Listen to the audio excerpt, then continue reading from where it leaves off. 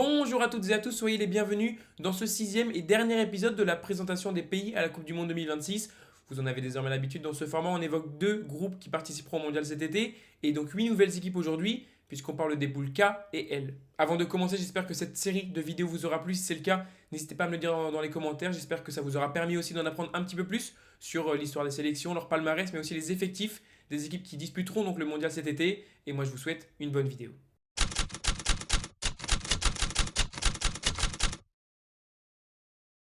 Dans ce 11e des 12 groupes de la Coupe du Monde, on retrouve le Portugal, la République démocratique du Congo, l'Ouzbékistan et la Colombie.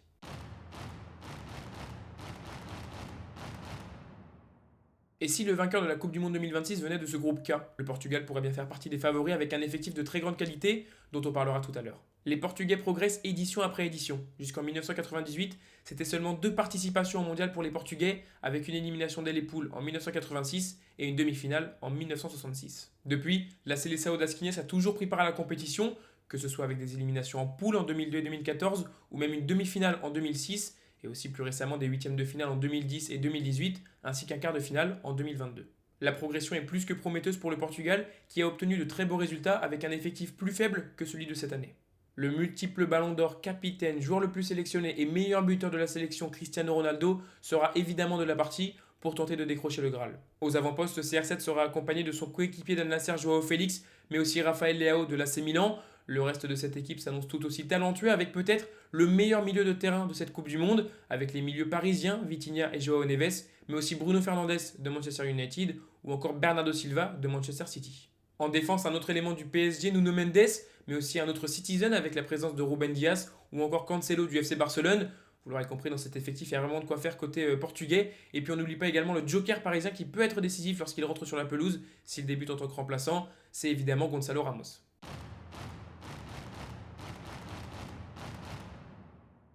Pour la deuxième fois de son histoire, la République démocratique du Congo va participer à la Coupe du Monde, avec des objectifs évidemment bien différents. Pour sa seule participation en 1974, le bilan était lourd avec 3 défaites, 2-0 contre l'Écosse, 9-0 contre la Yougoslavie et 3-0 contre le Brésil, une véritable humiliation que tenteront de faire oublier les Congolais cette année.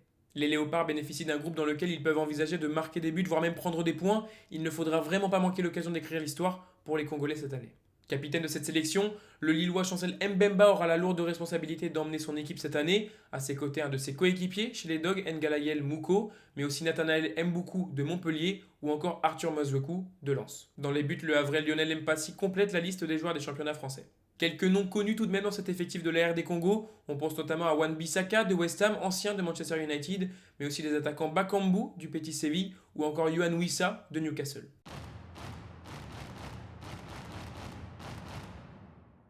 Ce sera une grande première pour les Loups Blancs à la Coupe du Monde. Jamais qualifié depuis 1998, première année de participation au tour préliminaire, l'Ouzbékistan aura à cœur de briller, mais surtout d'écrire l'histoire. Alors oui, l'effectif des Ouzbeks ne fait pas rêver, il faudra compter sur une très grosse performance collective. On note dans cet effectif 15 des 26 joueurs qui évoluent dans le championnat national, ou encore certains d'entre eux dans les championnats comme l'Iran ou encore les Émirats Arabes Unis. On note tout de même la présence de 2 joueurs, Eldor Shomurodov, capitaine et meilleur buteur de la sélection, avec 43 réalisations qui évolue à Istanbul Başakşehir en Turquie, mais aussi l'ancien Lensois défenseur désormais de Manchester City, Abdoukodir Kouzanov.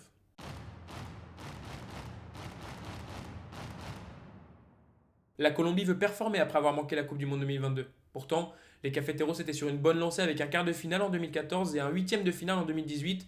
Avant cela, c'était seulement un huitième en 90 et 3 éliminations dès les poules en 62, 94 et 98. Les Colombiens se présentent notamment avec une très belle attaque composée de joueurs comme Luis Suarez du Sporting Portugal ou encore Luis Diaz du Bayern Munich, mais aussi Rames Rodriguez, joueur emblématique de cette nation et historique évidemment, tout comme le gardien d'ailleurs David Ospina. Un seul joueur évolue en France dans cet effectif, c'est David Machado, le défenseur du FC Nantes. On note également la présence de 2 anciens joueurs de Ligue 1, Juan Fernando Quintero et Carlos Andrés Gomez, tous deux passés par le Stade Rennais. Le Portugal sera pour moi l'une des équipes à suivre tout au long de la compétition et devrait plutôt s'en sortir facilement dans cette poule. Derrière, je vois bien la Colombie terminer en deuxième place avec un effectif plus armé que celui des autres concurrents. Et puis on devrait se battre pour la troisième place entre l'Ouzbékistan et la RD Congo. Ce sera plutôt serré je pense, mais voilà, les deux pays tenteront d'écrire l'histoire et de finir le mieux possible. Logiquement, il ne devrait pas y avoir de surprise lors des 2 premières journées de cette poule K avec des victoires attendues du Portugal face au Congo et de la Colombie face à l'Ouzbékistan. Pareil pour les rencontres entre Portugais et Ouzbeks puis entre Colombiens et Congolais. En revanche, avant cette ultime journée, on devrait donc avoir la Colombie et le Portugal à 6 points et le Congo et l'Ouzbékistan à 0 points. Tout pourrait donc se jouer dans la nuit du 28 juin.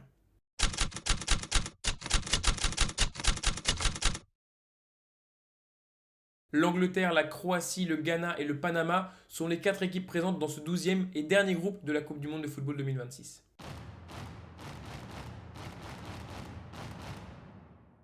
Les Three Lions rêvent de remporter de nouveau la compétition, eux qui n'ont triomphé qu'une seule fois dans leur histoire, c'était en 1966, depuis de nombreuses phases finales avec notamment 2 demi en 90 et 2018, mais aussi des quarts de finale et huitièmes de finale.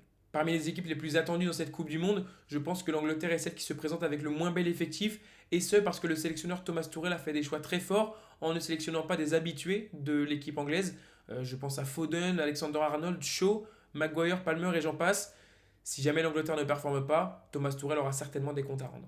Malgré tout, on retrouve quand même de très bons éléments, notamment Jordan Pickford dans les buts, le gardien d'Everton, ou encore les défenseurs de City, Mark Guéhi et Nico Origi. Offensivement, on retrouve de très bons joueurs aussi, comme Declan Rice et Eberchi Eze d'Arsenal, l'expérimenté Jordan Henderson de Brentford, ou encore Jude Bellingham du Real Madrid. Et puis devant, on retrouve évidemment le meilleur buteur de cette sélection, Harry Kane, qui devrait faire partie des prétendants au titre de meilleur buteur dans cette Coupe du Monde 2026. À ses côtés, Marcus Rashford de Barcelone et encore Bukayo Saka d'Arsenal, qui seront bien présents pour tenter de délivrer de belles passes décisives à Harry Kane.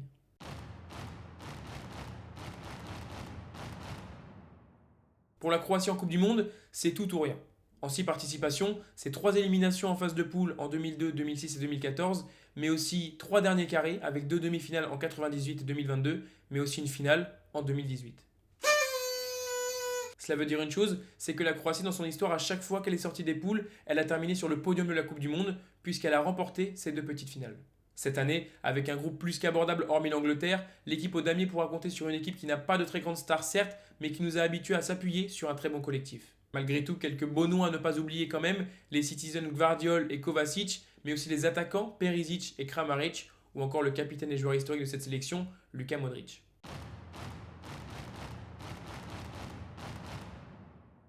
Le Ghana peut-il profiter de la nouvelle formule à 48 équipes pour rejoindre le tableau final pour la 3e fois de son histoire?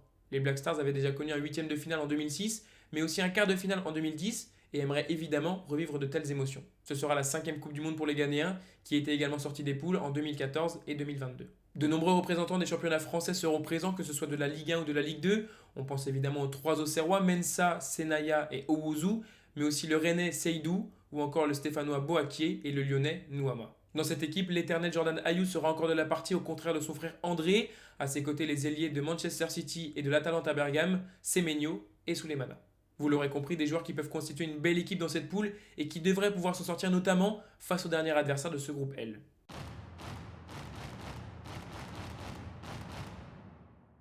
On ne va pas créer du suspense inutile, ça s'annonce très compliqué pour le Panama. Pour leur 2e mondial, les Calaneros tenteront d'écrire un peu plus l'histoire. Eux qui avaient inscrit leur tout premier but en Coupe du Monde lors de l'édition 2018, c'était lors de la lourde défaite 6-1 face à l'Angleterre. Angleterre qui le retrouveront donc en poule cette année. Les Panaméens ont même déjà mené un match de Coupe du Monde, c'était face à la Tunisie, grâce à un but contre son camp de l'équipe adverse.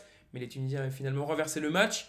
Inscrire un but c'est fait, mener au score c'est fait aussi. Il ne reste plus qu'au Panama à marquer au moins un point pour écrire un petit peu plus l'histoire cette année. On l'a dit, ce sera très compliqué pour le Panama qui en face de lui a l'Angleterre, la Croatie et même le Ghana qui a de beaux atouts à faire valoir.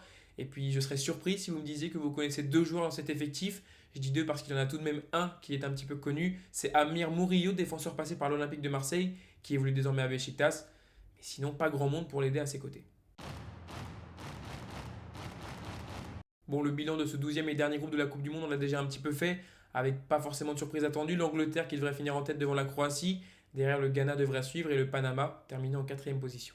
Tout devrait se jouer d'entrée avec un choc pour la première place, certainement entre l'Angleterre et la Croatie, pendant qu'un match crucial aura aussi lieu entre le Ghana et le Panama. Par contre, pour les journées suivantes, il ne devrait pas y avoir trop de surprises lors d'Angleterre-Ghana et Panama-Croatie, ni lors de la dernière journée entre le Panama et l'Angleterre. Attention tout de même aux Croates de ne pas se faire surprendre par les Ghanéens, mais normalement ça devrait se passer sans problème.